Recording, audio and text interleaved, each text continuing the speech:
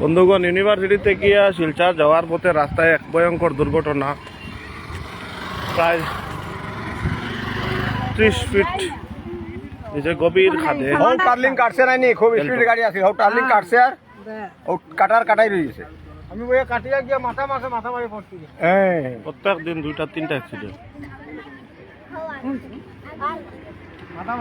কিন্তু তোলার আমি কোনো লাইন দিকে না, কি লাগবে গাড়িটা একদম সাইডে জায়গা উল্টে গেছে।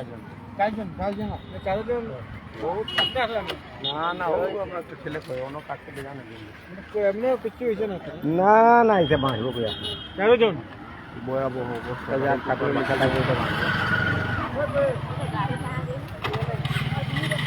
চিন্তা করেন, গাড়ি মারতে কইছে, বাড়ি মারি গিয়ে পাল্টি মার।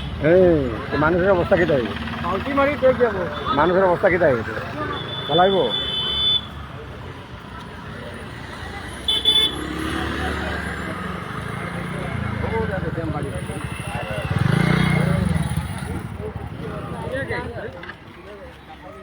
তোরে নিবে এটা গাড়ি কতখান তলে পড়ছে।